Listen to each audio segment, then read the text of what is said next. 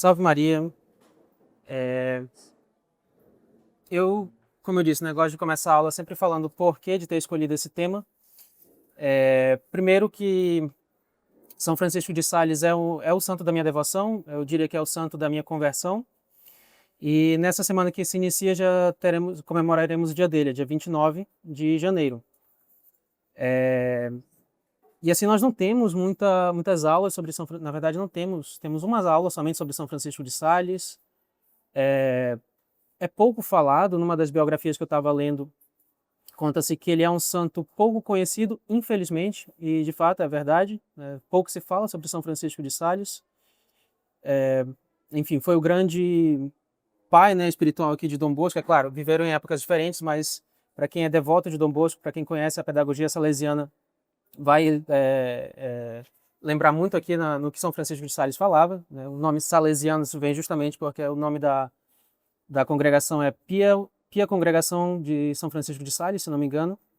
Então, tem muito aqui do espírito de São Francisco de Sales, né, nos salesianos, em Dom Bosco, né, na pedagogia escolar. Mas, enfim.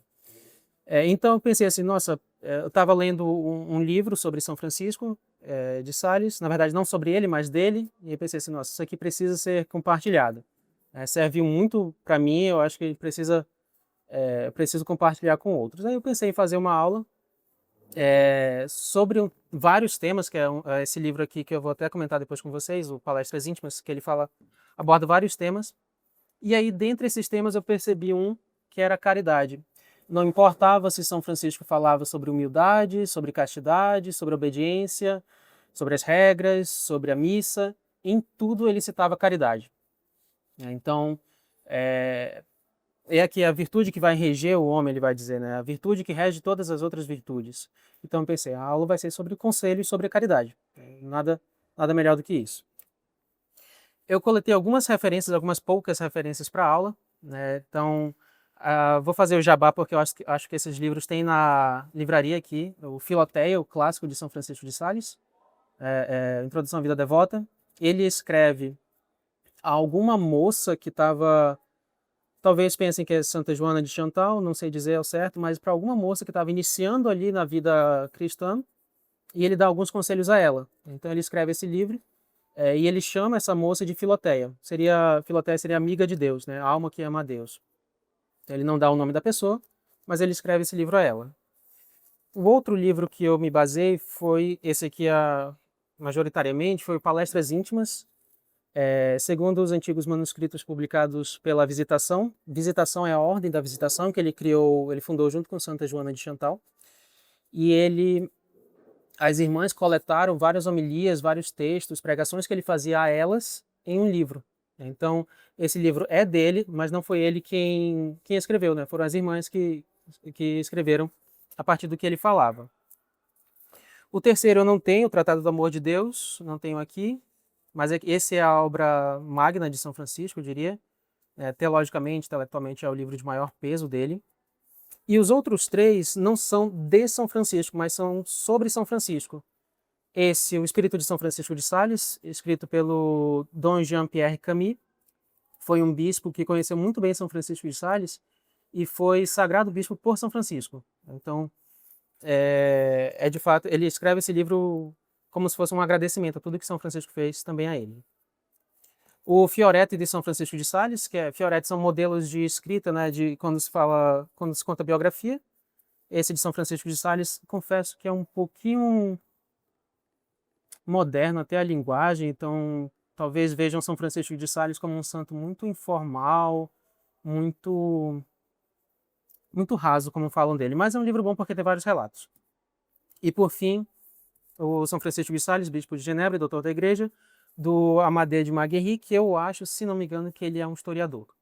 Foi um livro, ele é um francês, foi um livro muito famoso na França, várias edições. Né? Esses são alguns que eu tenho. Ainda tem outros aqui, eu me baseei, são pelo menos umas 7, 8 referências, eu acabei não colocando porque era uma frase ou outra, um pensamento ou outro que me ajudou na aula, então não achei melhor não colocar. Mas tem São Francisco de Sales, o Santo da Mansidão, para quem quiser conhecer, e o São Francisco de Sales, não, Não lembro outra, mas é mais uma biografia dele, né? Tem lá no site da Inspetoria Salesiana, quem quiser procurar. São bons livros, né, que contam muito sobre a vida dele e detalhes bem íntimos mesmo da vida dele. Queria dar pelo menos uma pequena biografia de São Francisco antes de iniciar ali os conselhos que ele dá. Ele nasce em 1567, então aqui é um ponto interessante de se falar. Ele nasce no auge do protestantismo, né? Então, ele nasce no Ducado da Saboia, uma região que hoje é a França. Tinha sido tomada pelos calvinistas, tá? Então, vale ressaltar que o calvinismo, dentre aquelas, digamos, aquele protestantismo tradicional, né, luteranos, anglicanos e calvinistas, o calvinismo é o mais rígido, é o mais pesado de se seguir, né? E é o que tem também uma filosofia política ali por trás. Calvino instaurou em Genebra uma ditadura, essa é a verdade, né? Havia uma política calvinista também. Ele nasce então nesse contexto, ele nasce na verdade 3 anos depois da morte de Calvino, então ele não conhece, mas ele conhece tudo aquilo, o sucessor de Calvino ele conhece muito bem e ele vai tentar no final da vida dele, no final da vida do sucessor de Calvino, tentar convertê-lo, né? Mas acaba não dando certo, infelizmente. Teodoro de Beza, se não me engano, o nome do sucessor. Então era um contexto muito difícil para os católicos, né? Principalmente na região da França, né? Aquela vida rígida, escrupulosa, uma espiritualidade muito pesada de se seguir. Então, assim, aquilo que Deus envia os santos necessários para cada período da história é muito, muito verdade, né? São Francisco, nesse período de rigidez, era preciso que viesse um santo da mansidão. Então, era necessário que ele nascesse nesse período. Ele nasce em uma família católica, ele nasce como nobre, embora os pais fossem católicos e o eduquem na fé católica, o pai especificamente tem outros planos a ele, né, que pudesse ser senador, pudesse ter ali algum cargo na nobreza, um sucessor, né, direto do pai, mas ele não se inclina muito a isso, né? Desde cedo ele aspira ali à vida religiosa, ele era mais recolhido, o irmão dele também acaba se tornando arcebispo, então, mas o irmão dele é totalmente diferente dele, né, muito mais irascível, muito mais dado aos títulos, né, do que ele. Ele rejeitava todos os títulos, mesmo da nobreza e depois do episcopado. Ah, e aí, então, em 1578, ele é enviado, o pai dele manda São Francisco para Clermont, na França, para que ele estudasse no colégio dos jesuítas, estudasse humanidades. Ele acaba tendo bons estudos ali, mas nesse período acaba vindo uma tentação, né? Então, por exemplo, o calvinismo é lembrado justamente por causa da doutrina da predestinação, de que o homem já nasce condenado, né, ao inferno, ou já salvo, né, justificado. E ele, em um certo período, ele acaba sendo contaminado também com esse pensamento. E ele começa a pensar, será que eu estou condenado? E se eu estou condenado, não importa o que eu faço, porque aqui, né, para o calvinismo, a condenação não é aí por conta da ira de Deus, mas é uma manifestação da soberania de Deus. Então, uma pessoa que já é condenada é porque Deus assim quis para manifestar aqui o seu poder, a sua glória e a sua soberania. Então, não há o que se fazer, né? E ele começa a ter esses pensamentos de condenação, né? Como é que ele resolve tudo isso? É muito, muito interessante. Ele reza diante de uma imagem de Nossa Senhora e ele reza a oração do Lembrai-vos, né, o Memorare, reza a oração de São Bernardo, né, a Nossa Senhora. Lembrai-vos, ó Píssima Virgem Maria. E a partir então dessa oração ele fica totalmente, digamos, curado, né? Esses pensamentos de condenação cessam na hora e ele então começa a viver mais tranquilamente. Ele depois, eu acabei não colocando, mas depois que ele termina os estudos com a companhia, ele acaba indo para Pádua, ele vai estudar direito, e aí é quando o pai se empolga, né, que queria que ele exercesse a profissão, fosse um grande advogado, e ele faz, mas não chega a exercer, né, não queria isso, não aspirava a esses títulos. E ele decide então fazer uma viagem a Roma. Em Roma, ele acaba, depois disso, depois da viagem a Roma, também para estudo, né, ele acaba visitando outras pequenas localidades ali na Itália, e uma delas tem um fato interessante. Ele foi salvo da morte em 3 ocasiões. A primeira delas foi justamente em Roma. Quando ele vai sair de Roma, ele vai pegar uma embarcação e do nada uma senhora começa a discutir com ele que provavelmente aquela embarcação tinha sido reservada a ela e ao esposo dela. Então ele não podia entrar, era só para eles, convidados e tudo mais. Ele fica sem entender muito bem aquilo, mas ele fala, tudo bem, né? Então não vou discutir por isso. E então essa senhora vai na embarcação. E aí depois há uma tempestade, só chega a notícia que o barco naufragou. Então aqui foi a primeira grande o escape, né, que é a fuga da morte que ele tem. Em 1593 ele é ordenado sacerdote. Aqui é interessante porque ele vai pedir ao pai dele, ele vai avisar o pai dele que ele não queria exercer a profissão de advogado, não queria ser senador, não queria usufruir de nenhum título da nobreza, embora ele tivesse direito. E ele vai avisar o pai que ele queria ser sacerdote. O pai não aceita muito bem isso, mas o irmão, que era, eu não lembro se já era aqui bispo, mas muito provavelmente já era um padre, algo assim, e era muito dado à política também. O irmão fala: olha, a gente tem um jeito aqui de resolver isso. Você pode se tornar sacerdote. Ele fala com o pai, na verdade: olha, Francisco pode se tornar sacerdote, mas ele vai ser o deão do cabido, né? O deão seria o decano, seria, digamos assim, a pessoa principal ali, o cabido seria o conjunto dos cônegos. Então, eles, assim, abaixo do bispo, os cônegos que cuidam da catedral, né? Rezam um ofício com o bispo, e o deão é o decano. Ele vai ser, então, um cônego e vai ser o principal, o primeiro entre os cônegos. E aí, então, o pai aceita. Ele pensa, não, ele vai ser um sacerdote, mas pelo menos ele vai ter um título ali. Ele não vai ser um simples sacerdote, né? Ele vai ter um título, vai ser o maior entre os sacerdotes, né? E vai ser o cônego, ou seja, abaixo do bispo era ele uma espécie de chanceler, talvez, né? Mas seria abaixo do bispo. E aí o pai aceita, então, que ele se torne sacerdote. São Francisco não pensa nisso, embora ele se torne, ele não queria isso, ele só queria a bênção do pai para se tornar sacerdote. Tendo obtido a bênção, então, ele se torna sacerdote pela manobra ali do irmão dele, né? E como sacerdote, ele acaba sendo visto e até preparado pelo Monsenhor Granier, se não me engano, que era o bispo da região, para ser o seu sucessor. Ele não queria de nenhum modo ser sucessor do bispo, mas ele é preparado para isso.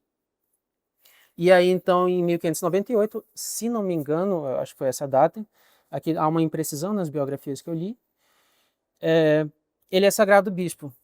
E aqui na sagração episcopal dele é interessante, porque conta-se que houve uma grande luz e apareceu a Santíssima Trindade, ele teve uma visão da Santíssima Trindade, com Nossa Senhora e os santos São Pedro e São Paulo, que davam a benção a ele. Então era a vontade de Deus que ele se tornasse bispo. E aí praticamente não tinha mais o que fazer. Então, embora ele não quisesse, as pessoas acabaram vendo tudo isso. Muito bem. Então aqui é a jornada, digamos, sobre ele, né, até o episcopado. Em 1603 é o divisor de águas na vida de São Francisco, porque ele vai fazer uma pregação em Dijon e ele acaba conhecendo uma baronesa que era viúva, que é a baronesa de Chantal, Santa Joana Francisca de Chantal. Até então era viúva, tinha perdido o marido há pouco tempo, já tinha uma vida de uma prática de caridade, uma vida bastante recolhida, principalmente após a morte do marido. E ele, antes, ele tinha sido chamado pela corte para fazer uma pregação, se não me engano, na Quaresma. Ele vai, todo lugar que chamavam para pregar, ele aceitava, ele dizia que não conseguia negar uma pregação. Então ele vai e, antes de ir, ele tem uma visão de que ele vê uma moça, uma senhora, ele não a conhecia, mas ele vê essa senhora e era como se Deus falasse a ele que junto dessa senhora eles fundariam uma ordem. Que até então ele não sabia, nunca tinha visto essa senhora, não tinha pensado até então em fundar nenhuma outra ordem, né? Fundar nenhuma ordem. Então aquilo foi um pouco estranho. Mas ele chega, então, no momento da pregação, e ele vê essa senhora. E ele reconhece essa senhora é aquela senhora da visão, a que eu tive a visão. Né? Então ali há uma certa aproximação entre eles. E é curioso porque Santa Joana, na biografia dela, se fala a mesma coisa, que ela teve uma visão que um bispo, dá todas as características de São Francisco, né, que um bispo junto a ela fundaria uma ordem. Então, assim, ela nunca tinha visto o bispo, eles nunca tinham se encontrado, né? Mas quando ela vai à pregação, ela vê e ela reconhece, esse é o bispo da visão. Então, ali era vontade de Deus que eles se conhecessem e era vontade de Deus que ambos fundassem a Ordem da Visitação. E é interessante pelo modo como ele fala nesse Palestras Íntimas, que ele fala que a fundação da Ordem da Visitação, Ordem da Visitação de Santa Maria é o nome, foi vontade de Deus. As regras que eles têm são vontade de Deus também. Então ele coloca, ele atribui, né, a um plano, à providência divina, essa fundação. Ele acaba tendo, nessa relação com Santa Joana, acaba tendo uma relação muito próxima, né? Ele acaba escrevendo cartas a ela. Ela era dirigida espiritual o diretor espiritual dela era um pouco rígido, dava a ela muitas penitências, uma vida muito rigorosa, que era muito difícil de cumprir. E ela acaba trocando, então, tornando São Francisco de Sales seu diretor espiritual. Ele acaba, então, escrevendo muitas cartas, eles acabam trocando bastante correspondência. Ela tinha muitos escrúpulos também, e ele acaba curando esses escrúpulos dela. Até que, acabei não colocando, né, mas em 1607 ele tem o desejo de fundar uma ordem. Isso começa a surgir, essa possibilidade e tudo mais. Era em Santa Joana que ele já tinha tido a visão, né? Então ele acaba lembrando aquilo e acaba conversando com ela mais profundamente sobre a fundação de uma ordem. A ordem vai ser fundada em 1610 somente. É bem interessante, a ordem da visitação, ela é uma espécie de semi-clausura, não sei como é hoje, mas assim, quando ele fundou junto a ela, era uma semi-clausura. Elas viviam no convento, enclausurada, mas elas só podiam sair para fazer caridade. Então, assim, cuidar dos doentes, daquelas pessoas que mais precisavam, era o único motivo que elas tinham para sair do convento. E ele deu praticamente uma ordem, a regra máxima deles era caridade, né? As regras da visitação eram regras comuns a todo católico, né? Então, práticas de confissão, de texto, por exemplo, Santa Missa, ofício, era comum a todo católico. Então não era nada além disso. Mas a caridade era presente. Tanto que ele coloca como regra que, não sei se era uma regra na verdade, mas era um grande conselho que ele dava, que a ordem da visitação deveria aceitar todas as irmãs que procurassem. Principalmente aquelas que eram coxas, aquelas que tinham alguma limitação, alguma deficiência, que não poderiam servir para outras ordens, seriam rejeitadas, a visitação tinha que aceitar. Então, perguntaram uma vez dele, mas o que o senhor quer? O senhor quer fundar um hospital? Ele fala, mas é a vontade de Deus. Então, ele falava, né, desde que essas mulheres não sejam mancas do coração, aqui é a expressão dele, tá ótimo. Né? Pode ser manca da perna, pode ter alguma outra limitação, mas desde que o coração esteja funcionando, né, sejam caridosas, são essas que eu quero. Ele chega a dizer em um dos escritos, né, que o maior desgosto dele seria justamente que essas moças fossem rejeitadas. E é interessante porque ele até comenta, né, o que as carmelitas, por exemplo, fariam com a penitência, as irmãs compensariam com a caridade. Então, ou o contrário, na verdade. O que as irmãs fariam com a caridade, as carmelitas compensariam com a penitência, né? Porque poderiam falar, muito obrigado, poderiam falar, não, mas as irmãs da visitação não praticam tanta penitência assim, não são tão recolhidas, né? Ele fala, não, isso deixa para as carmelitas, a gente vai cuidar da caridade. Em 1609 ele escreve Filoteia, muito provavelmente também é uma dessas irmãs. Em 1616 ele escreve o Tratado do Amor de Deus. Ele vai dizer que ele vai escrever para a Ordem da Visitação. Então, assim, muitos dos escritos de São Francisco de Sales eram, na verdade, direções espirituais. Ele não escrevia para publicar. Ele escrevia ou ele falava e algumas outras pessoas escreviam, né? Ou ele escrevia diretamente a alguém, uma carta, algo do tipo, e as pessoas publicavam. Mas Filoteia e Tratado do Amor de Deus são livros de direção espiritual. Ele escreve a alguém. Em 1622 ele tem uma morte, ele acaba morrendo, ele morre a caminho de uma reunião, se não me engano, mas ele ia tratar com o Papa algo, se não me engano. 1665 aqui é bem curto período, né? Ele é canonizado por Alexandre VII, em 1923 declarado doutor e padroeiro dos escritores, e também, acabei não colocando, mas ele é padroeiro dos surdos mudos também, porque ele acabou catequizando um surdo-mudo com linguagem de sinais, ele acabou criando ali, então acaba se tornando padroeiro também. Ok? Então essa é uma pequena biografia de São Francisco. A gente vai ver alguns outros relatos, né? Algumas situações na vida dele bem interessantes também. Eu confesso que eu não vou lembrar de todas, eu queria lembrar de todas porque são muito, muito, muito bonitas, tá?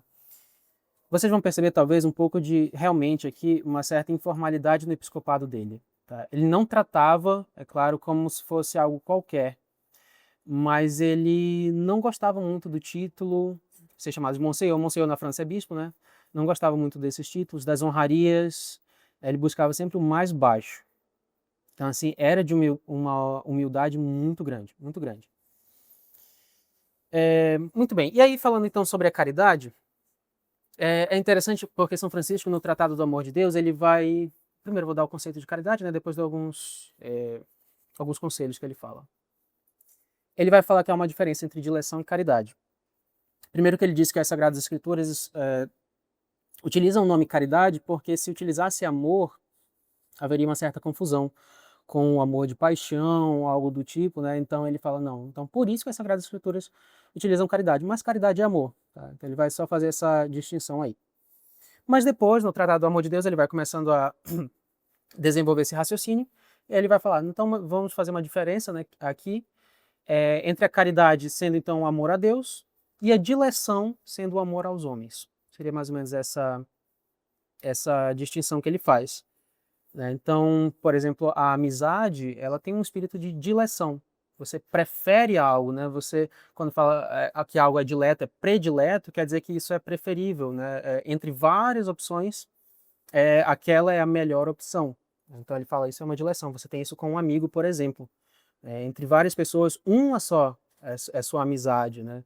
Ele fala que, na verdade, temos que ter poucos amigos, né? Porque se há muitos amigos, não há dileção. Não há uma pessoa, você gosta de todo mundo da mesma forma, ele fala, isso não é uma amizade. E ele fala, mas na verdade, dileção é amor, né? Então, só que é claro, ele fala, na língua latina, dileção soa um pouquinho menos, né? O grau ali de importância é menor do que amor. É interessante porque por exemplo, nenhum esposo vai falar para a mulher, né?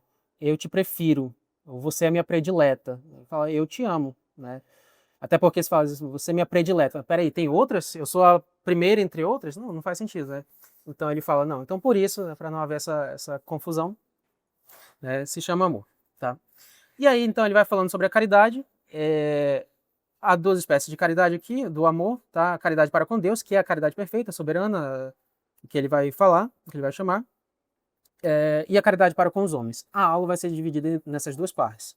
Caridade para com Deus, caridade para com os homens, tá? O amor para com Deus, eu queria falar de duas coisas que ele fala no livro Palestras Íntimas. E a gente vai perceber essa caridade pela obediência e pela oração, tá? São os dois tópicos da caridade para com Deus. Na caridade para com os homens, eu queria falar sobre a mansidão no trato com o próximo e a generosidade e cordialidade, que ele falava muito sobre isso. Todo escrito de São Francisco de Sales vai ter algo falando sobre o trato com o próximo.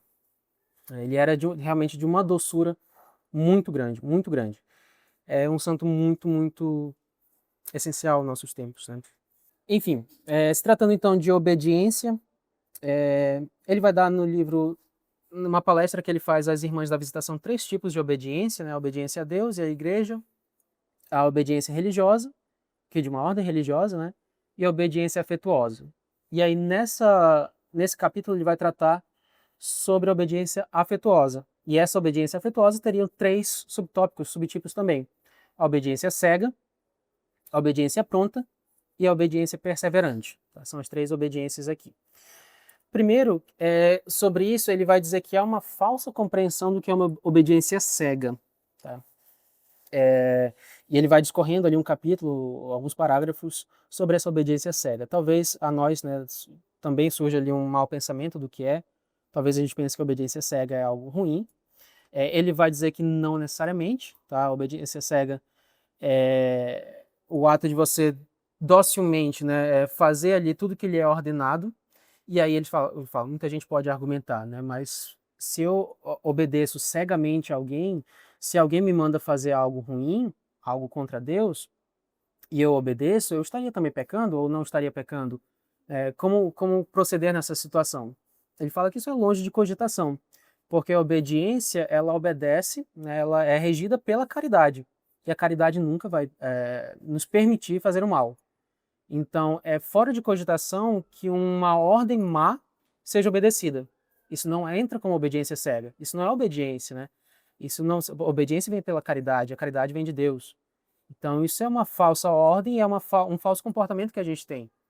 Então, essa falsa compreensão de que eu devo fazer tudo o que me mandam, mesmo que me mandam sendo contrário à vontade de Deus, isso não é obediência. Então, a obediência cega é fazer de fato tudo o que me mandam, que me é ordenado, pela caridade que eu tenho, pelo amor que eu tenho à pessoa que me manda, ou pela autoridade da pessoa que me manda, mesmo que eu, em algumas situações, mesmo que nós não tenhamos o amor àquela pessoa, mas nós temos que ter pelo menos o amor à autoridade, ao título dela, né? E então obedecê-la, tá? Fazer aquilo que me é ordenado, ok? Lembrando que obedecer ao erro não é obediência, né? Não faz parte aqui do que São Francisco falava. É muito oportuno, né, que ele fale isso, porque ele vai justamente tratando contra os escrúpulos também, né? Enfim. Então ele vai utilizar essa passagem da carta de São Pedro, né? Obedecer aos vossos superiores, mesmo os inconvenientes, ou seja, mesmo aqueles que eu não gosto. Isso entra principalmente como caridade. Eu reconheço nessa pessoa que eu tenho pouca estima, eu reconheço a autoridade que foi dada a Deus por ela.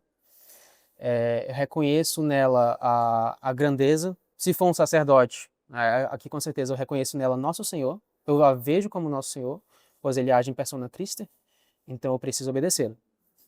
O sacerdote me ordenou algo ruim, não devo obedecê-lo. É isso que São Francisco vai falar. Ele falava principalmente isso às irmãs, né, às irmãs da visitação, porque elas tinham muitas dúvidas. No livro, eu recomendo muito esse livro, Palestras Íntimas. Eu não sei se ainda tem aqui na livraria, mas recomendo muito que leiam.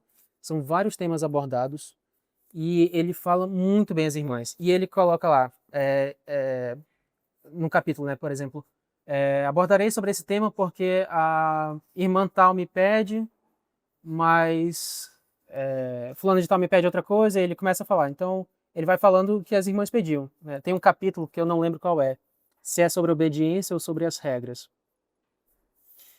ou sobre a generosidade, agora me fugiu. Mas ele fala que as irmãs pediram para ele falar sobre tal coisa, mas a madre pediu a ele que falasse sobre outra coisa. Então ele vai lá e obedece à madre, né? Que ela tinha mais autoridade aqui, né? Ele se submete a isso e ele obedece a, a ordem aqui da madre.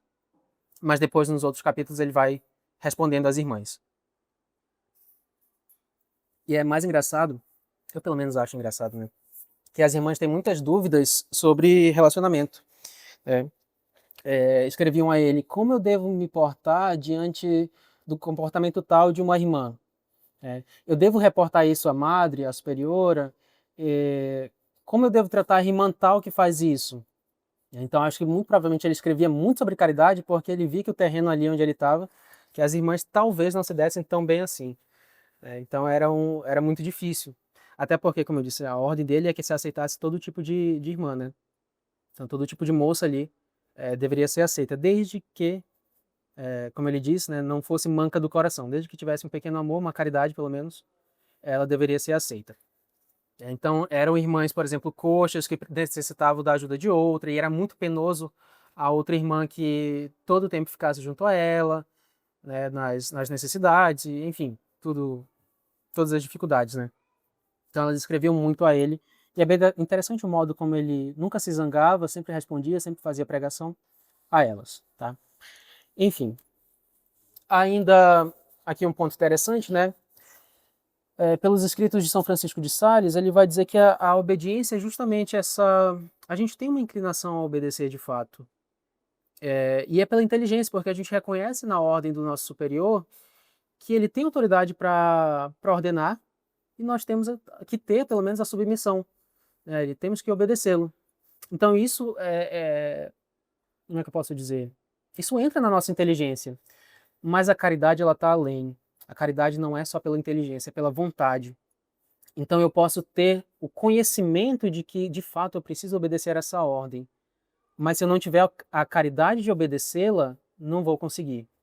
Então a vontade é que precisava, aqui de acordo com São Francisco, né, era a vontade que precisava ser desenvolvida, ser praticada aqui, né, ser trabalhada. Porque a caridade viria exatamente por isso, né? Então e ele dizia, né, ele disse certa vez: foi ensinado a nós cristãos o dever de honrar todos aqueles que têm sobre nós alguma autoridade. Seja meu pai, com certeza, né, minha mãe, meu irmão mais velho, sejam os eclesiásticos, com certeza, isso aqui não havia dúvida. É claro que no tempo dele era uma outra situação, né? Mas de qualquer forma, um sacerdote do período de São Francisco de Sales ainda tem a mesma dignidade do sacerdote de hoje, né? Embora a crise seja muito grande, mas a dignidade sacerdotal é a mesma, né? Isso não mudou. Então nós devemos também ter essa honra, né? Essa honra, não, honrar, pelo menos aqui, né, os sacerdotes. Ele vai citar, por exemplo, o episódio, ele cita várias vezes São Pacômio, que tinha um convento, um mosteiro, e ele vai dizer que em uma certa situação, né, São Pacômio tinha irmãos, eu quero dizer irmãos religiosos, e no mosteiro dele tinha uma figueira. Acho que era uma figueira, não lembro. Mas uma árvore ali que dava frutos. E os irmãos sempre iam lá, se colocavam ali debaixo da árvore e sempre comiam. De modo a certas ocasiões ter vários irmãos ali comendo, né? Então, provavelmente, quando ele vai falar, deixava algum ofício de lado, né, e ficavam lá conversando. A gente sabe quando se reúne muita gente, a gente vai falar bobagem, né? Então, era preciso. Aí São Pacômio ele fala para um irmão: olha, é preciso que faça alguma coisa, né? Então, corte essa figueira, corte essa árvore. E aí o irmão apresenta alguma resistência ali, né? Não obedece cegamente, como a gente viu, não obedece prontamente. E São Pacômio fala, né? Meu irmão, vós não quisestes obedecer simples e prontamente. Quereis apostar que a árvore será mais obediente do que vós? E aí no dia seguinte a árvore seca. Então, o irmão não obedeceu São Pacômio, mas Deus tomou a providência aqui, né? Já que eles não vão lhe obedecer, eu vou mostrar aqui como deve ser, né? Uma ordem deve ser obedecida. Fora que a gente pensa, mas o que isso tem a ver com caridade, né? Isso aqui está falando sobre obediência, de fato, está falando sobre obediência. Mas fazer parte da caridade aqui, primeiro, obedecer, como a gente viu, por causa da autoridade de São Pacômio, mas também porque aquela árvore, por mais inocente, né, digamos assim, que fosse, ela estava perdendo os irmãos. Os irmãos estavam comendo muito, os irmãos estavam deixando as obrigações. Então, era caridade também, uma prática de caridade, acabar com aquilo para que os irmãos voltassem ao seu ofício. Enfim, terminando então sobre obediência, né, ele vai logo comentar sobre as regras. O capítulo sobre as regras, que ele vai falar sobre as Irmãs da Visitação, é muito bonito. Mais uma vez, vou recomendar muito esse livro. É muito bonito como ele fala. Primeiro porque, como eu havia dito no começo, né, ele enxerga as regras, as constituições da Ordem da Visitação como dadas por Deus. Então ele vai falar muito, muito às irmãs que obedecessem a regra. E embora, como ele mesmo conta, a observância das regras não fosse, ou melhor, a falta de observância das regras não fosse um pecado grave, nem mesmo um pecado leve, um pecado venial, poderia se tornar um pecado porque eram conselhos, eram regras simples, que todo mundo deveria cumprir. Então, uma pessoa de fora do convento tinha praticamente as mesmas regras, os mesmos deveres, né, das irmãs do convento. Então, por exemplo, a oração da manhã, a oração da noite. Se eu deixo de cumprir, eu não estaria cometendo um pecado, né? Sendo a irmã da visitação deixar de cumprir, não estaria cometendo um pecado. Mas ela, com certeza, faltaria com a diligência. Então, seria ali um ato de negligência não cumprir, porque isso qualquer pessoa faz. Não importava se fosse da visitação, da ordem da visitação. Qualquer pessoa tem que rezar a oração da manhã e a oração da noite. Ele vai falar exatamente que essas duas orações, ele fala no Filoteia, não podem ser negligenciadas. Então ele fala muito, muito disso. Essa pintura é justamente ele dando às Irmãs da Visitação, essa à frente é Santa Joana Francisca de Chantal, ele dando a ela as regras, as constituições da Ordem da Visitação. Ele comenta então que as regras então e a observância dessas regras vão levar à caridade também. E aí lembrando, né, o que a gente comentou sobre a obediência, o que ele tanto falava sobre a obediência, e ele comenta, né, portanto uma coisa muito necessária saber qual é o espírito particular de cada religião ou associação piedosa. Com religião, São Francisco quer dizer ordem religiosa. Então, se em algum momento tiver aqui a religião, Ele não está falando, é claro, de outras religiões ou algo do tipo, cada um deve obedecer a sua religião, mas de ordem religiosa, tá? Ele vai falar muito disso. Então era necessário, por exemplo, que as irmãs conhecessem qual era o espírito da visitação. E qual era o espírito da visitação? A caridade.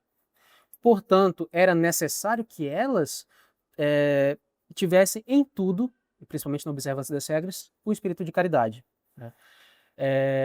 Ele fala que não tem como, por exemplo, uma pessoa entrar na vida religiosa, numa associação piedosa, que seria uma confraria, né, algo mais voltado para os leigos, sem conhecer as regras, sem conhecer o espírito daquilo, né? Um capuchinho que não ama a pobreza não vai dar certo, né? Um jesuíta que não amava o apostolado não vai dar certo, não daria certo também. Um cartucho, ele fala muito também, um cartucho que não amasse o recolhimento. Então, aqui, um cartucho que gostasse de pregar, por exemplo, ele vai falar, embora a pregação fosse muito boa, embora aquela pessoa tivesse um dom para pregar, não fazia parte da vida de um cartucho. Falar, os cartuchos nem falam, tá na ordem errada, né? Se você quer pregar, seja dominicano, seja jesuíta, né? Então, vejam, por mais que o ato fosse bom, a pregação magnífica, a instrução, a catequese, a gente tem que obedecer o local onde nós estamos, a associação onde nós estamos, a confraria, a, a ordem religiosa, né? Isso aqui vale muito a nós, né, na congregação também. Nós temos regras, nós temos um espírito também. É um espírito diferente, é claro, de São Francisco de Sales, mas ele é congregado, ele estudou com os jesuítas também. Então, há um espírito, por exemplo, inaciano na congregação mariana, né, nessas associações. A Ordem Terceira do Carmo, há um espírito carmelita. Você não vai ver um leigo da Ordem Terceira pregando por aí, tendo aquele espírito de apostolado, talvez. Isso é próprio, por exemplo, dos jesuítas, né? Próprio da congregação mariana também. Então, conhecer o instituto ao qual você faz parte, conhecer a associação piedosa, a religião, a ordem religiosa, né, é necessário. E qual é a relação disso com a caridade? Porque se uma pessoa age diferente dos demais, há aí uma singularidade. Então, se uma pessoa, digamos, uma irmã da visitação, começa, digamos, no momento do recolhimento, começa a rir muito, e ele fala, né, o riso não é, mesmo nessas situações, né, de recolhimento, não é um pecado, porque é algo espontâneo, é algo que vem, é algo imprevisível, né? Então não tem como prever ali que alguém vai contar algo engraçado e você vai rir. Mas se ninguém está rindo e você continua rindo, com aquele espírito de fora do recolhimento, não há caridade para quem está tentando, pelo menos, exercer ali um recolhimento. É como se uma pessoa num retiro de silêncio começasse a conversar, começasse a falar. E puxar assunto, né? Tu viu isso, viu lá, como é que é? Legal, né? E começa não faz sentido, né? Falta com a caridade, porque a pessoa incomodada, muito provavelmente, ou ela vai se estressar em algum momento, assim, ela vai se estressar, né? Se você está em recolhimento, está em uma meditação, está no ápice ali do seu colóquio com Deus e uma pessoa começa a rir alto, não tem condições, né? Em um retiro isso é horrível. Vai gerar ali uma insatisfação na pessoa. Essa insatisfação que é gerada na pessoa é falta de caridade.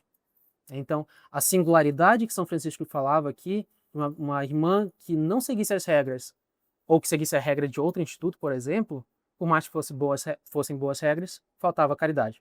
Ela estava no local errado.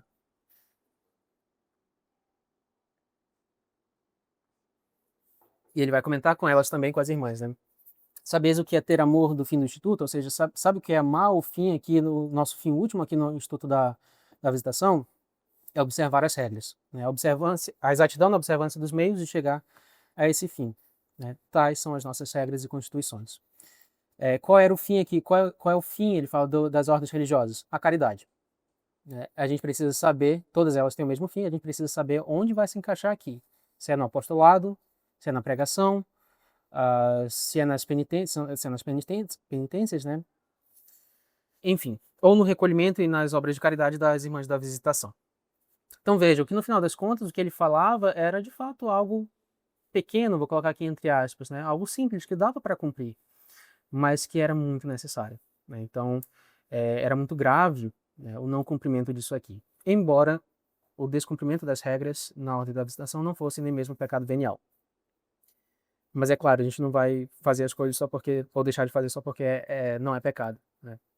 A gente faz porque é bom, e deixa de fazer porque é mal. Ainda sobre as regras, né, é preciso que haja uma pureza na intenção do cumprimento das regras, é preciso que haja não somente uma observância das regras, porque há ali a caridade de obedecer quem manda, mas porque é preciso que haja uma complacência, é preciso que haja uma... Como é que eu posso dizer isso? Como é que ele diria, né? Haja uma união, essa é a palavra. Haja uma união entre a pessoa e as regras, entre o subordinado e o superior. É preciso que haja uma união, para que você não obedeça, embora fosse ali uma obediência, um modo de obediência, que houvesse uma obediência por amor, né? Então, obedecer a alguém simplesmente porque esse alguém está mandando, isso até um cachorro faz. O cachorro faz porque ele é adestrado a isso. Mas um cachorro não consegue amar o seu superior e amá-lo na ordem que ele dá. Isso um cachorro não consegue, embora seja o cachorro mais bem adestrado do mundo, né? Então é preciso que haja ali uma união da pessoa, do submisso, né, com a pessoa que ordena, tá? Porque ele dizia que todas as regras são de inspiração divina. E a gente deve amar, então, porque foi dado por Deus. E o que é dado por Deus é bom. Aquilo que é bom vem justamente do amor de Deus, que é a caridade. Então percebam, não importa se São Francisco de Sales fale sobre a obediência, sobre as regras, sobre o trato com o próximo, que eu vou falar depois, em tudo, tudo isso gira em torno da caridade. Essa frase dele, aqui onde há menos austeridade é preciso que haja mais suavidade de coração, ele fala também às Irmãs da Visitação no capítulo sobre regras, que eu acho que é o capítulo 7º da Palestras Íntimas. E é justamente, eu coloquei aqui porque ele fala algo bem interessante. Ele diz que é exigido tão pouco das Irmãs da Visitação, né, que como eu disse anteriormente, né, é compensado por outras ordens. Os carmelitas, né, os cartuchos compensam com as penitências. Então, onde falta austeridade, onde falta a vida de penitência, por exemplo, na nossa ordem, ele falava, nossa ordem não tem uma vida penitente. A ordem da visitação não tem uma vida penitente. Então, já que não tem penitência, tem que haver caridade, tem que haver a suavidade no coração. É aqui que a gente vai compensar. Então, não havia escusa, não havia desculpas para não praticar a caridade. São Francisco de Sales mesmo, ele tinha dias específicos que ele dava esmola. 2 vezes na semana ele dava esmola. As pessoas batiam lá, primeiro que ele não, era bem interessante, ele não trancava a porta da casa episcopal, então qualquer pessoa poderia bater lá e pedir dinheiro, ele dava. O mordomo dele, que era o Rolando, né, em português, que tinha ido com ele a Clermont, estudar no colégio jesuíta, seria o guarda-costas dele, né. Como ele era um nobre, ele tinha serviçais, tinha criados, não gostava em nada dessas caridades que ele fazia, dessas práticas. Ele dizia muitas vezes, o Senhor vai nos deixar pobres, porque o Senhor dá tudo que tem aqui na casa. E ele falava, de fato, mas os apóstolos eram mais pobres que nós. Assim, ele conseguia desmontar muito, muito facilmente o criado dele. E ele não deixava. Teve uma certa situação que a baronesa de Chantal, eu acho que não era mais, ainda não era irmã, na verdade. Ela estava ainda naquele período de aconselhamento com ele. Ela vai visitar a casa episcopal, vai ter uma direção com ele. E ela precisava de um papel para escrever algo, né? Acho que algum ofício. E tinha que ser um papel bonito, né? Todo bem ornamentado e tudo mais. Ele fala, vai falar com o Rolando, que era o criado dele. Mas não pede meu nome não, porque essa semana eu já pedi muito dinheiro, ele tá chateado. E ela ia lá, pedia, mas no final das contas ele sabia que era o criado, né? Sabia que era o bispo que pedia. Então, em uma outra ocasião, ele deu, por muitas vezes ele andava com a roupa por baixo da batina, só os trapos, né? Então, porque ele dava as roupas dele, e as boas roupas dele. Em uma certa ocasião ele tinha dado tantas roupas que ele só tinha praticamente roupas rasgadas.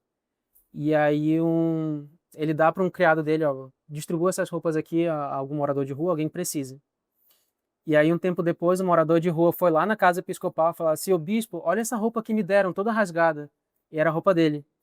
Aí ele fala pro criado, né, dê outra roupa a ele, por favor. Aí o criado fala, seu bispo, essa era a roupa menos poída que o senhor tinha. Então, assim, o estado que ele passava era, de fato, de muita pobreza, né? E ele dava sem, sem pensar, né? Sem titubear aqui. Enfim, aqui esse último tópico, né? Acabei comentando, as particularidades ferem a caridade, né? A singularidade singularidade, principalmente se você está em um meio, uma associação religiosa, uma ordem, que todos devem ser uniformes, todos devem ser igual. Uma pessoa que busca a singularidade, busca ser muito particular, um jeito determinado de rezar, um modo determinado de falar, um modo determinado de sentar, que difere dos outros, ele fala, isso é muito estranho. Isso é muito estranho a visitação, porque todas são iguais aqui. A diferença que havia na visitação é que algumas mancavam com a perna, outras não tinham a mão. Era assim que elas eram deficientes, né? Algumas tinham pneumonia, a outra tinha, não sei, alguma outra doença. Essa era a diferença que havia na visitação. Era uma diferença física, né? Uma limitação física. Agora, em regras, em princípios, era a mesma coisa. E foi o capítulo, confesso, o capítulo que eu mais gostei foi o capítulo sobre as regras. É muito bonito. Porque a gente percebe que não é algo ensejado, não é algo automático, né? Você deve cumprir as regras, por quê? Porque foi assim que nós criamos e você deve fazer. Há ali um amor em dar as regras e em cumprir as regras. Enfim, então, se a gente viu que a observância das regras e a obediência que seriam também um ato de caridade, o primeiro ato de caridade para com Deus, né, um amor a Deus, o outro tópico aqui era a oração. A oração é também, é claro, que um ato de caridade para com Deus. E ela é muito mais fácil, eu diria, melhor, São Francisco de Sales diria, porque a gente consegue acordar e exercer um primeiro ato de caridade, ter ali um primeiro ato de caridade, que é a oração da manhã, que ele fala que não pode ser negligenciada. Então, a primeira rosa a ser depositada, né, a ser plantada no jardim celestial, utilizando aqui a linguagem de São Francisco de Sales, muito poética, vai ser exatamente isso, a oração da manhã.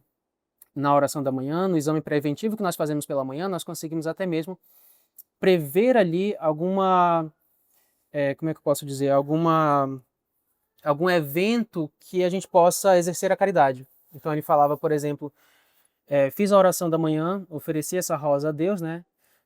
Esse ato de amor para com Deus, ou seja, a caridade. E durante a manhã eu vou fazer isso, isso e isso. Ok. Nesse período, nesses eventos, que ocasião eu tenho para praticar a caridade? Então eu vou visitar doente tal. Estou falando aqui como as irmãs da visitação, né? Então as irmãs vão visitar um doente. Esse doente é aquele doente que reclama muito, né? Então você vai lá, visita, mas você visita de bom grado. Você não vai dar corda para o que ele está reclamando, mas você vai ouvi-lo, né? Então você já coloca, já que eu vou visitar tal pessoa que reclama muito, eu vou ouvi-la. Não vou dar corda a isso, mas eu vou ouvi-la, né? Vou dar bons conselhos, né? Eu conheci uma pessoa que isso foi verdade, ela contava. Ela tinha saído da confissão e o padre passou uma penitência para ela fazer uma obra de caridade, dar uma esmola. E ela pensava, puxa vida, onde é que eu vou arranjar alguém para dar esmola, né? Vou ter que ir atrás da pessoa. Eu vou ter que ir em algum lugar aqui no trajeto para casa, ter que encontrar alguém. E assim não tinha, né? No trajeto da igreja, lá, da confissão para casa dela. E aí ela conta que ela rezou a Deus para que aparecesse alguém. E ela conseguisse, primeiro, é claro, cumprir a penitência, né? Mas dar aquela esmola. E no caminho, ela desce do ônibus, tinha um morador de rua. Nossa, isso aqui não é coincidência, né? Ela cumpriu a penitência, né? Praticou ali um ato de caridade. Então isso a gente consegue prever pela oração da manhã também, né? Nossa, eu vou passar por tal rua esse período. É uma rua que tem muitos moradores de rua, né? O que custa eu parar o carro? O que custa eu dar? Eu não tenho dinheiro, mas pelo menos eu tenho uma comida, alguma coisa aqui, né? E muitas vezes a gente pode pensar, né? Nossa, mas eu não sei o que a pessoa vai fazer com esse dinheiro, não sei o que a pessoa vai fazer com isso que eu estou dando, né? E a gente lembra, né, que a esmola é um ato de caridade, não de justiça. Então, o que ela faz com o dinheiro não cabe a nós, né? Será que a gente faz bom uso do nosso dinheiro também? Né? Enfim, então esse espírito de São Francisco de Sales, de sempre dar, é muito bonito, né? O exame preventivo, então, serve justamente para prever ali obras de caridade durante o dia, né? E a oração da noite, a partir do exame de consciência, você faria ali, é claro, o exame das suas faltas, mas também nesse dia, que obras de caridade eu pratiquei, né? E por que a gente pensar isso? Espera aí, eu devo, no exame de consciência, pensar o que eu fiz de bom? São Francisco de Sales vai dizer sim, mas lembrar que você fez algo de bom pela graça de Deus, porque Deus deu a oportunidade e porque foi Deus, né, que deu a graça para você fazer. Se fosse somente por você, por nós, né, nós não conseguiríamos fazer nada de bom. Então ele dá o conselho, mas ele adverte para que isso não suba a nossa cabeça, né, e não nos incline ao orgulho. Né. E aqui uma grande obra de caridade que ele falava justamente era essa união para com Deus pela meditação. Tá? São Francisco de Sales vai falar muito da meditação. No Filoteia ele fala de meditação, ele dá um método de meditação, ele fala até mesmo de meditação durante a missa, ele fala que é algo interessante, e ele fala que a melhor meditação é aquela que medita a paixão de Nosso Senhor. E a missa é isso. Então, a meditação sobre a paixão de Nosso Senhor na missa, ele fala que se encaixa perfeitamente, né? Cabe muito bem. Ele vai advertir, por exemplo, a outras orações na missa. Mais uma vez, isso que ele falava era as Irmãs da Caridade. Então, algumas coisas a gente tem que filtrar, né, adaptar talvez à nossa realidade.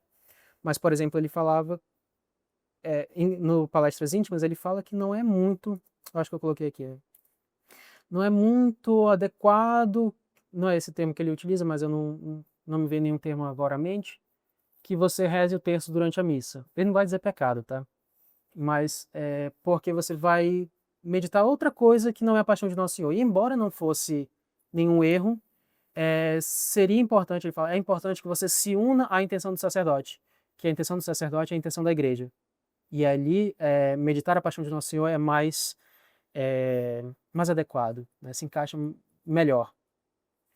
Ele vai falar, até mesmo no Filoteia ele fala que a oração do terço na missa é recomendada e tudo mais, e aí no Palestras Íntimas, que é um livro de algumas palestras que ele fala depois, né? Ele fala, se um dia eu recomendei a você, Filoteia, que rezasse o terço durante a missa, era porque eu não lhe conhecia muito bem, mas lhe conhecendo bem, recomendo que medite a paixão de Nosso Senhor. Então ele corrige, digamos assim, entre aspas, tá? Um erro, né? É claro que ele vai dar vários métodos, né? Tem vários métodos para assistir a missa, o terço, a própria meditação. Ele chega até a falar no Filoteia que meditação de outras coisas podem acontecer também durante a missa, mas que o modo mais perfeito de união com Deus é pela meditação pela paixão de Nosso Senhor, e isso na missa é mais adequado. Se você encontra um tempo para meditar numa igreja, fora de casa, aqui ele fala, né? Se for mais tranquilo esse exercício longe do pai, da mãe, da esposa, assim o faça, porque assim você não vai disputar a atenção com outras pessoas, né?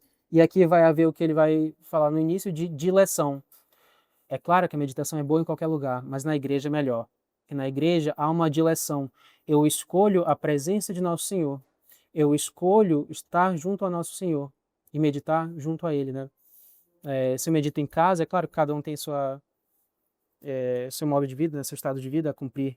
Mas ele vai dizer, se eu medito em casa, muito provavelmente os meus afazeres vão tirar a minha atenção. Então eu vou meditar, mas a criança vai chorar. E aí eu preciso atender a criança, né? E é claro, ele vai falar que os deveres, e se assim acontecer, pare a meditação e vá cumprir seu estado de vida. Não pode um pai ter a obrigação de um religioso. O pai escolheu esse estado de vida, portanto ele deve atender às necessidades do estado de vida que ele escolheu. Assim como uma religiosa, um religioso, uma religiosa, não podem ter uma vida fora da ordem religiosa. Né? Lembrar que essa dileção, essa escolha a Deus é um ato de caridade, é um amor a Deus. Né? Enfim, aqui sobre a Santa Missa eu acabei comentando um pouco, né? A união com Nosso Senhor a partir da meditação e morte. E aí ele fala, isso aqui eu também comentei, né? Esse exercício, porém, parece-me ser melhor por ser mais conforme a intenção da igreja.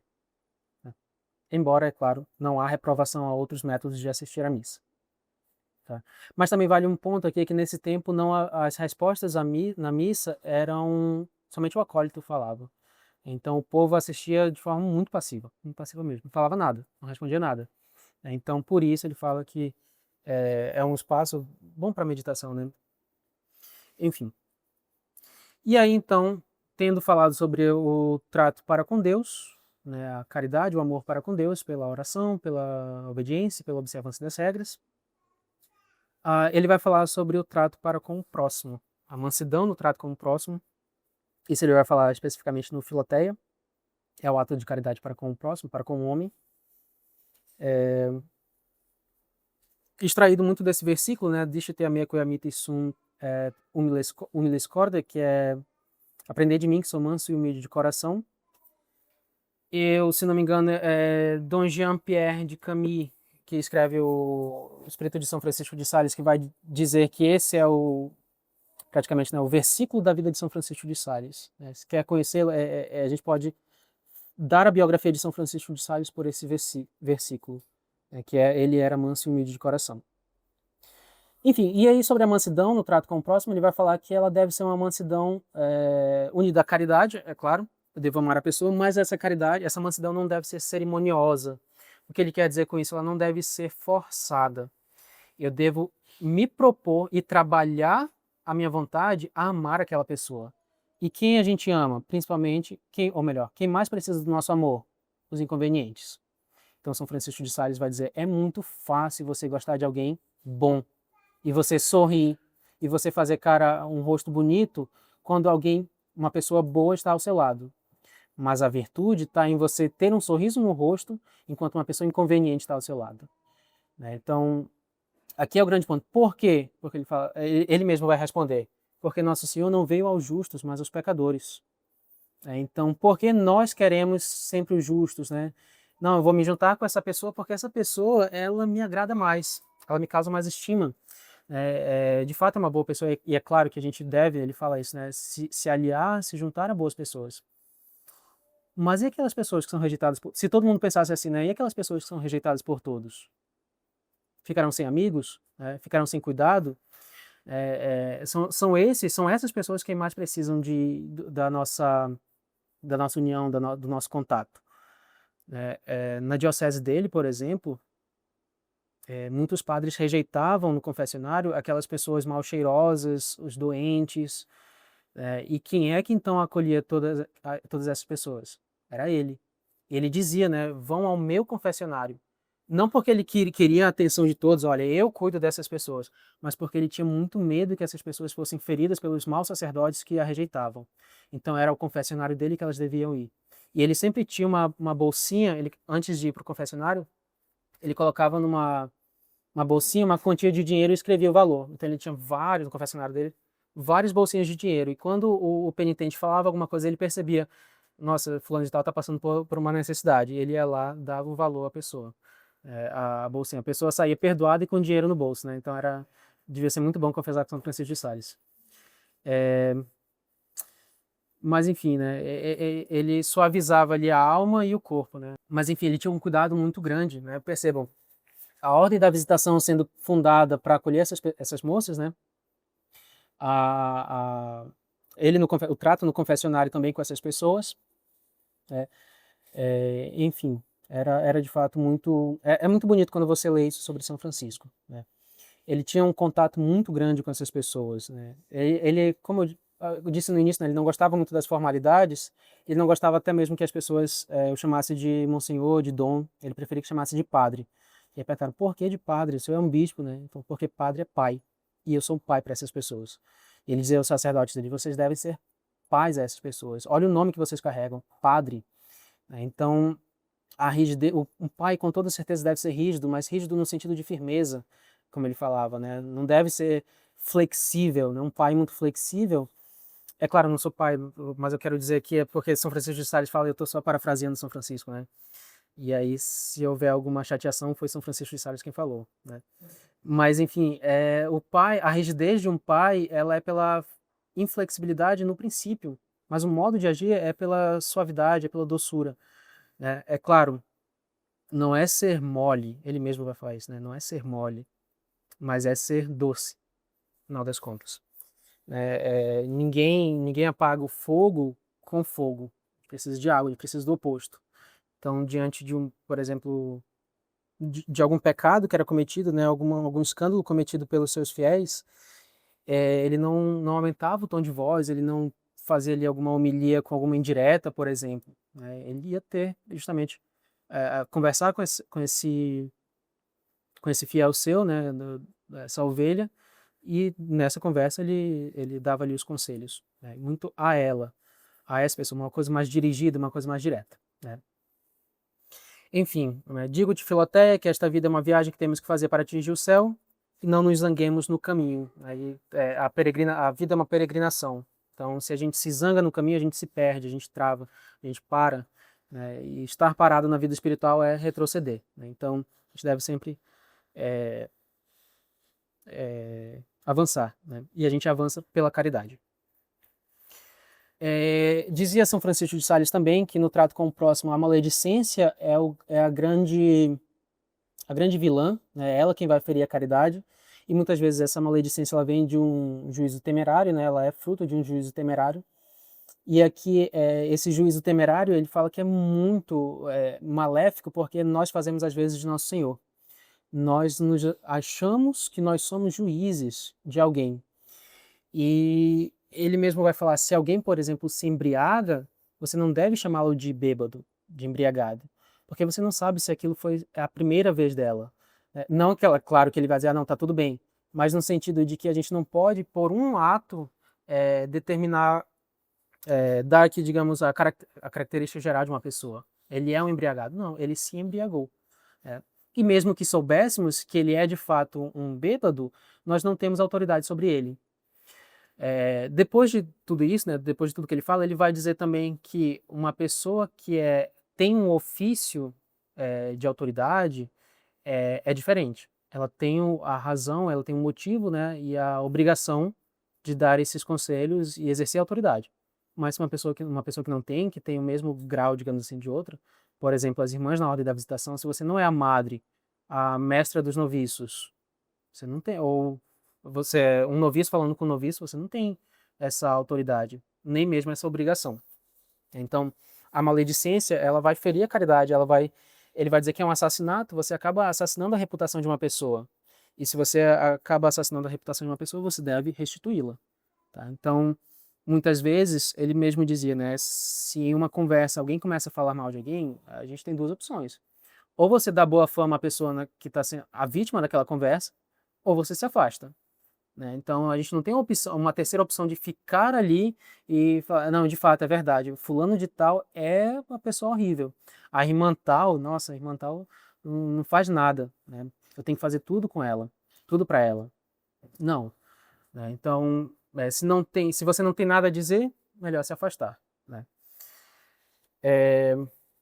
E ele fala até mesmo que em algumas ocasiões o excesso de amor ele vai fazer mal também, pela familiaridade, vai gerar um certo ciúmes, e aí pelo ciúme a gente vai ter uma noção, uma falsa noção de posse que a gente tem sobre alguém, e de injustiça também sobre esse alguém, né? E a partir disso a gente começa a falar, olha fulano de tal, ele falava comigo, hoje não fala mais, está falando só com tal pessoa. Então ele vai avisar isso às irmãs, para que elas não tivessem isso, porque isso iria acabar com o convento. Era esse espírito de maledicência que iria acabar com a ordem da visitação. Então, lembrar, a ordem da visitação foi fundada principalmente na caridade. E a caridade, como o próprio São Francisco de Sales vai dizer, ela foge do mal, não dialoga com o mal. E ele mesmo fala, né? Então, diante de tudo isso, que remédio há para esses males? A maledicência e o juízo temerário. É a caridade. Tá? A caridade é o exercício aqui da vontade de não praticar o mal. E é que ele vai falar, a gente não tem necessidade de fato falar mal de alguém. A gente não tem necessidade mesmo de falar de alguém. Né? E quem dirá de falar mal de alguém. Tá? Fugir dos assuntos maledicentes, eu mesmo dar boa fama à vítima, é o nosso dever. Tá? A caridade busca sempre o bem. E aqui o outro exemplo que eu havia comentado, né? Fulano é um bêbado, embora o tenhas visto. Nunca digas fulano é um bêbado, embora o tenhas visto embriagado. Né? É interessante pensar porque se vocês lerem as biografias de São Francisco, vocês vão ver que ele foi muito difamado. Ele pregava muito, então muita gente não gostava dele, principalmente aquelas pessoas de má vida, né, que tinham vida escandalosa. Certa vez o difamaram, disseram que ele tinha cometido algum escândalo, algum ato escandaloso, porque ele falou, se não me engano, de uma pessoa que tinha uma vida com uma mulher, um rapaz que tinha uma vida com uma mulher. E aí então começaram, um rapaz forjou a assinatura de São Francisco e a letra de São Francisco e enviou uma carta a uma mulher dizendo para se encontrar com a mulher em tal horário, e começou a distribuir essa carta para difamá-lo. E aí essa carta chegou a São Francisco. Deram, um de seus criados deu a ele, olha o que estão falando do senhor, bispo. E ele leu, ele riu, e falou, tá bom. E seguiu a vida dele. Ele foi como por mais que eu tratassem dessa forma, pela humildade e até pela caridade com aquela pessoa, né, de não, ele pensava assim, né, de não difamá-lo, ele falou, não, a verdade, ela é mostrada com o tempo, né, então eu não tenho que me provar, eu não tenho que, pela humildade também dele, né, eu não tenho que retrucar aqui. E depois de um tempo, esse rapaz, ele acaba entrando na igreja, numa pregação de São Francisco, e ele acaba se arrependendo, né, pela graça de Deus, se arrependendo, restituindo a boa fama de São Francisco, né? Enfim. Mas ele foi muito difamado, ele sofreu tentativa, se não me engano, de 3 assassinatos também, além daquelas mortes, que eu acabei não comentando todas, né?